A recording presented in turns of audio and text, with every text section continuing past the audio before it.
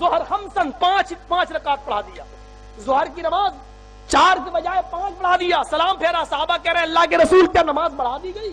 ازید فی الصلاۃ، کیا نماز بڑھا دی گئی؟ اللہ کے رسول نے کہا قال وما ذاک، نہیں کیا بات ہے؟ فرمایا آپ نے 5 پڑھا دی، آپ نے فوراً سجدہ سہو کیا، 2 سجدے کیے اور اس کے بعد سلام پھیرا، اور سلام پھیرنے کے بعد فرمایا کہ انما انا بشر انسا کما تنسون فاذا نسیت فذکرونی۔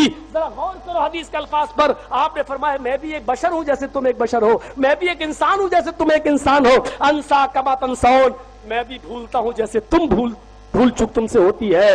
پھر فرمایا جب میں بھول جایا کروں تو یاد دلا دیا کرو، اگر عالم الغیب ہوتے تو آپ کو معلوم ہو جاتا کہ میں نے 4 کے بجائے 5 رکعت پڑھائی ہے۔ صحابہ یاد دلا رہے ہیں، صحابہ یاد دلا رہے ہیں، صحابہ۔ بخاری کی حدیث، مسلم کی حدیث، نبی پاک صلی اللہ علیہ وسلم نے 4 رکعتوں والی نماز پڑھائی تو 2 رکعتوں پہ سلام پھیر دیا۔ صحابہ خاموش ہیں، سارے چپ، ہم نہیں بولتے۔ ایک صحابی تھے، ان کا نام تھا حضرت ذوالیدین رضی اللہ تعالیٰ، ان کے ہاتھ ذرا لمبے تھے، تو ایک دن حضور نے فرمایا یا ذوالیدین، او لمبے ہاتھوں والے۔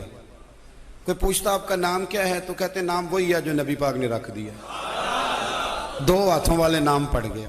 باقی سارے لوگ خاموش بیٹھے ہیں، کوئی نہیں بولا۔ یہ ذرا سادے آدمی تھے، بولے، لیکن بڑے ادب اداب کا خیال رکھ کے بولے، اٹھے، بات ساری اللہ کریم پہ ڈال دی، کہنے لگے یا رسول اللہ، اللہ نے نماز چھوٹی کر دی ہے یا اللہ نے آپ کو بلا دیا ہے؟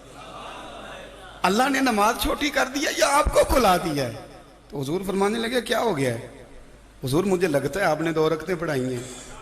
نبی پاک نے فرمایا کیوں بھی ابو بکر کتنی پڑھائی ہیں؟ عرض کی حضور مجھے کوئی نہیں پتا، مجھے نہیں پتا، میں تو پڑھنے آیا ہوں، کوئی رکھتے کتنی تھوڑی ہے، جتنی پڑھاؤ گے چپ کر کے پڑھ لیں گے۔ جھگڑے ہیں نبی کے بعد، نبی تک ہم سارے ایک ہیں، اور مذہب اسلام کی عزت پوشیدہ ہے رسول کی عزت میں۔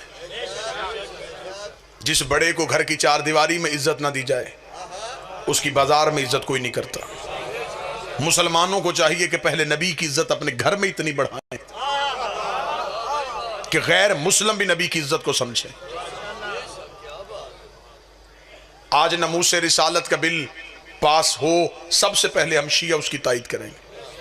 عزت رسول پہ کوئی شیعہ سمجھوتا نہیں کر سکتا، ناموس رسالت پہ ہماری جان بھی قربان، لیکن ہمیں پہلے یہ طے کرنا پڑے گا کہ گستاخ رسول ہے کون کون۔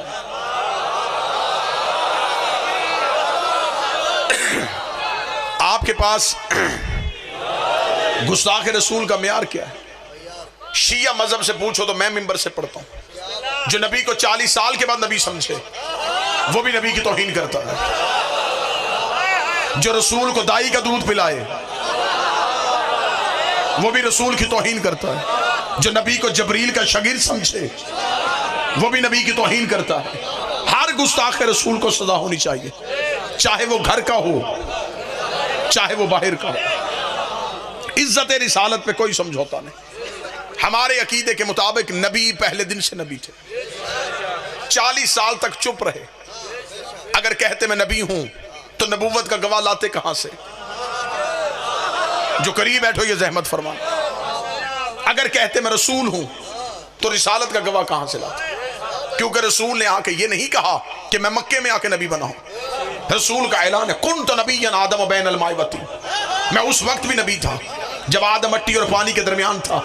گواہ وہ چاہیے تو جو سامنے کھڑا ہو کے کہے کنت ولیا آدم بین الماء والطین، میں اس وقت بھی ولی تھا جب تو نبی تھا۔ 40 سال تک چپ رہے صرف گواہی کی وجہ سے کہ علی آئے اور میری رسالت کی گواہی دے۔ جس کی گواہی دینے سے رسالت مکمل ہوتی ہے اس کی گواہی چھوڑنے سے تیری نماز کیسے مکمل ہو سکتی؟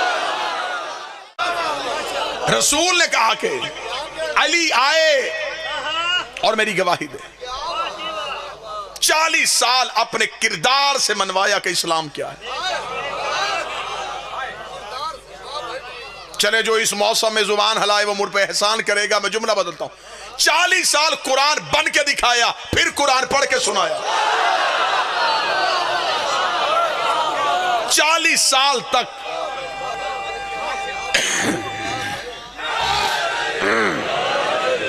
اپنے اپنے کردار سے اسلام کو منوایا کہ عرب کے وہ جاہل جو باپ کو باپ نہیں کہتے تھے، ہمارے نبی کو صادق بھی کہتے تھے، امین بھی کہتے تھے۔ رسول نے کہا اے قریش والو، اگر میں کہوں اس پہاڑ کے پیچھے لشکر ہے تو مانو گے؟ انہوں نے کہا کیسے نہ ماننے، کہہ جو تو رہا ہے۔ رسول نے کہا اگر جاؤ تو لشکر نہ ملے پھر تمہارا عقیدہ میرے بارے میں کیا ہے؟ انہوں نے کہا عبداللہ کا بیٹا ہم تیرا کلمہ نہیں پڑھتے، لیکن اگر پہاڑ کے پیچھے لشکر نہ ہوا تو ہمارا عقیدہ یہ ہوگا ہماری آنکھیں اندھی ہو گئی، تو سچا ہے۔ شیعہ مذہب میں اگر عقیدہ رسالت سننا ہو تو ہم نبی کو 40 سال کے بعد نبی نہیں سمجھتے، ہم نبی کو پہلے دن سے نبی سمجھتے۔ یہ کوئی احترام رسالت نہیں ہے۔ نبی 40 سال کے بعد نبی بنے، بکریاں چرایا کرتے تھے، دائی دودھ پلا کے چلی گئی تھی۔ دائی نے دودھ کیوں پلایا؟ وہ کہتے اس لیے کہ امیروں کے بچے امیروں کی دائیاں لے گئی تھی۔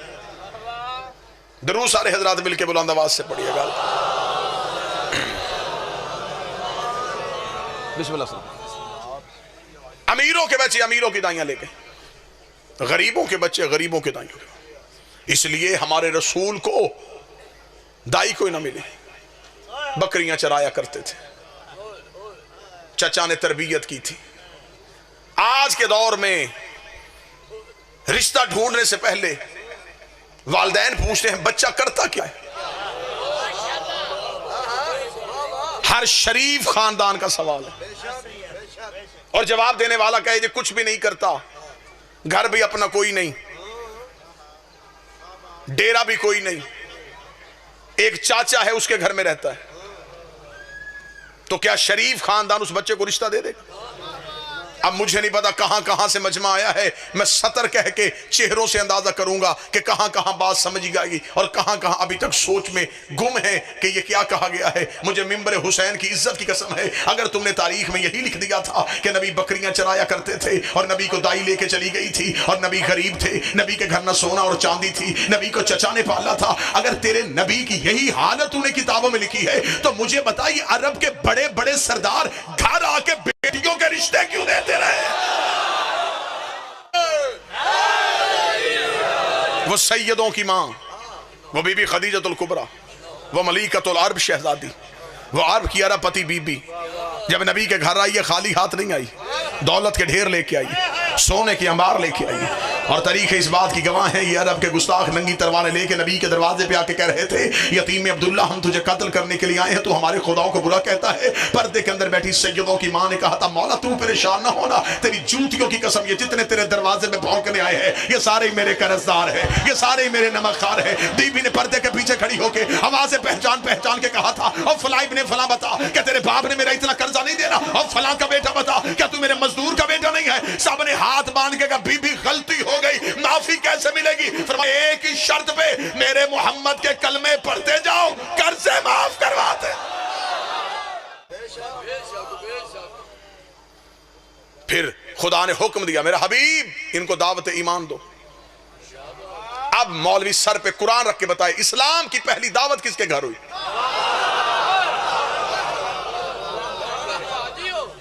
آج تک کبھی مجلس مندر میں ہوتے ہوئے دیکھی؟ کبھی کسی مولوی نے جمعہ چرچ میں پڑھایا ہو؟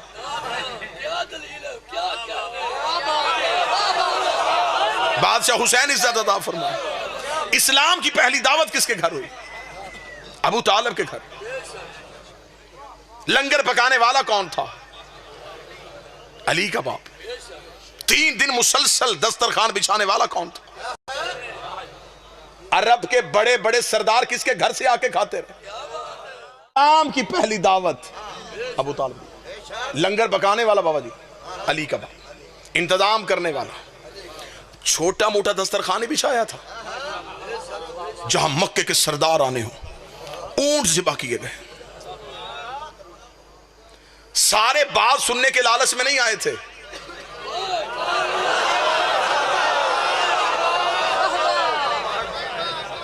کسی کی لنگر بھی مجبوری تھا۔ عرب میں اتنا اچھا کھانا انہی کے دسترخوان سے ملتا، لوگوں کا رش دسترخوان بچھا ہے۔ پہلے دن مجلس نہیں ہوئی، صرف لنگر۔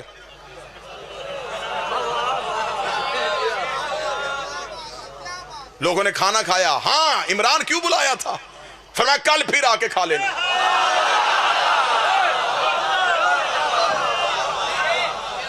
اگلے دن گئے پھر ویسا ہی دسترخوان.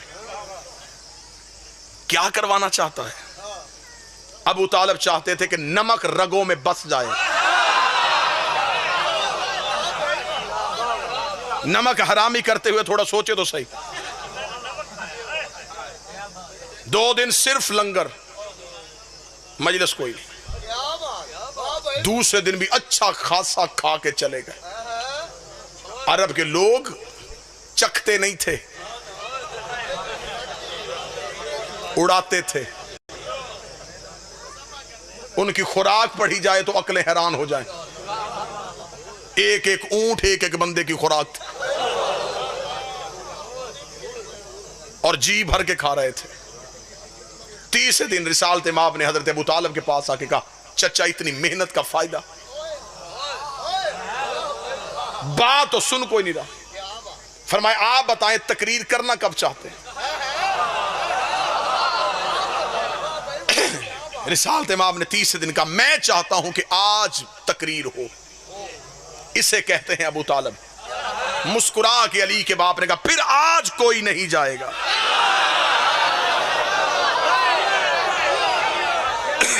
پھر آج ان میں سے کوئی نہیں اٹھے. دسترخوان کا اہتمام ہو. تیسرے دن پھر عرب کے کفار سردار آئے. کھانا کھایا، رسول کونے سے تقریر کے لیے اٹھنے لگے. 2 سرداروں نے اٹھتا ہوا رسول دیکھ لیا. انہوں نے ایک دوسرے کو آنکھ کا اشارہ کیا کہ وہ اٹھنے لگا ہے. اس سے پہلے کہ وہ تقریر کرے ہمیں اٹھ کے جانا چاہیے. سردار اٹھے، اپنی اپنی ابائیں سیدھی کی. گھر کے بیرونی دروازے کی طرف دیکھا. علی کے باپ نے تلوار نکال کے دروازے پر رکھی.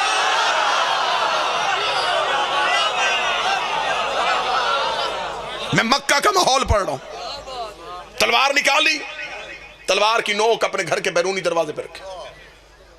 کفار نے دیکھا. ابو طالب یہ کیا؟ فرمایا خاموش، بیٹھ جاؤ. ایک ہاتھ ایک سردار کے اندر، دوسرا ہاتھ دوسرے. اس کو چپ. پوری محفل میں سناٹا طاری ہو گیا. دلوں کی دھڑکنیں نے کانوں میں سنائی دینی شروع ہو گئی. مکے کے سردار چپ ہو گئے. علی کا باپ جلال میں تھا. رسول کی طرف نگاہ گئی، پھر چہرے پہ کوئی غصہ نہیں.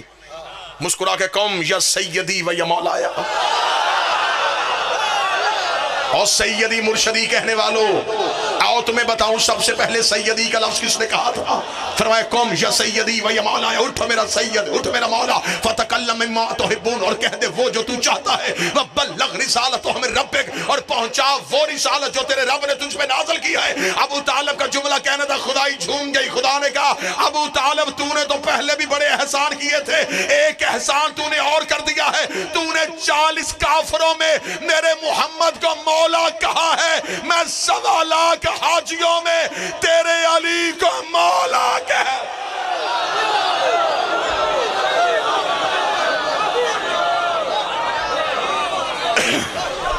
تو نے آج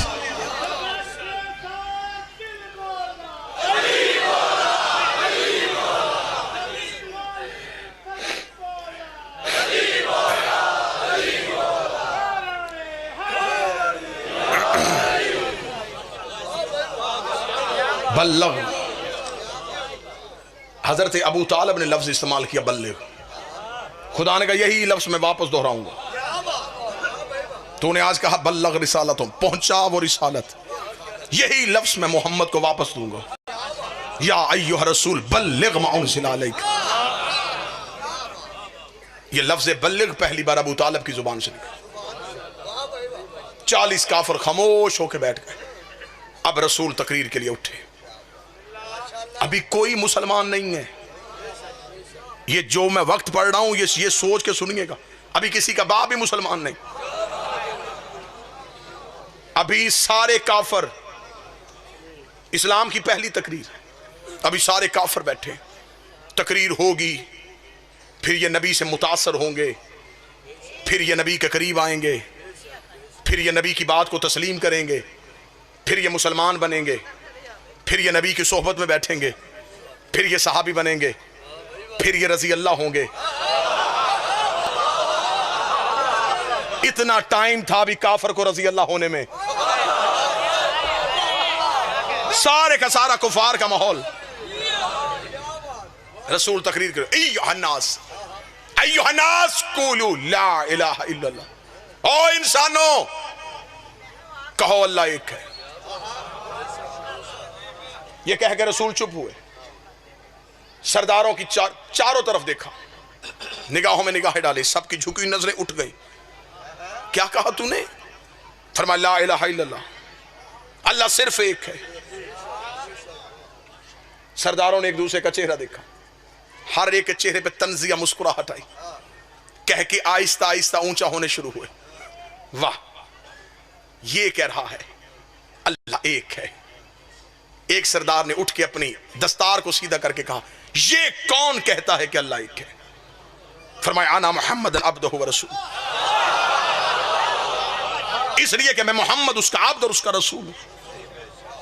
اتنا کہنا تھا، کفار کہنے لگے اچھا تو عبداللہ کا بیٹا نبی بن گیا، تو نبی ہے؟ یہ کون بتائے گا کہ تو نبی ہے؟ یا پیچھے سے 13 سال کا علی پنجوں پہ کھڑا ہوا، آواز آئی اشہد ان لا الہ الا اللہ، میں گواہی دیتا ہوں وہ ایک ہے. پھر یہ بھی گواہی میں دیتا ہوں یہ اس کا رسول ہے. کفار نے پیچھے مڑ کے دیکھا تو پیچھے علی کھڑے تھے، آگے دیکھے تو آگے مصطفیٰ کھڑے تھے. اگلی سطر بھی خوبصورت ہے اگر یہ پنجاب کا مجمع سمجھ لے. ابو طالب کے دونوں بیٹوں نے پورے کفر کو گھیرے میں لے لیا.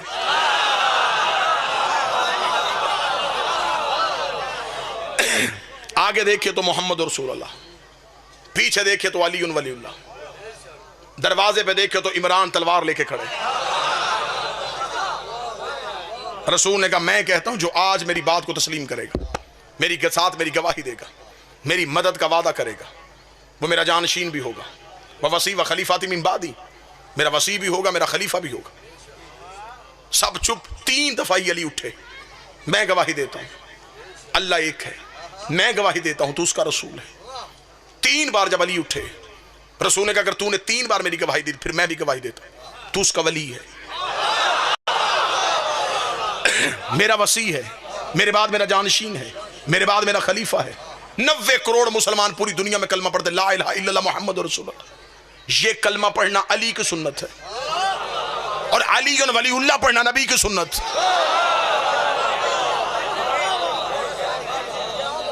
ایک موڑ یہ پہلا اسلام کا جس میں سب سے پہلے ابو طالب کے بیٹے نے اٹھ کے کھڑے ہو کے گواہی دی.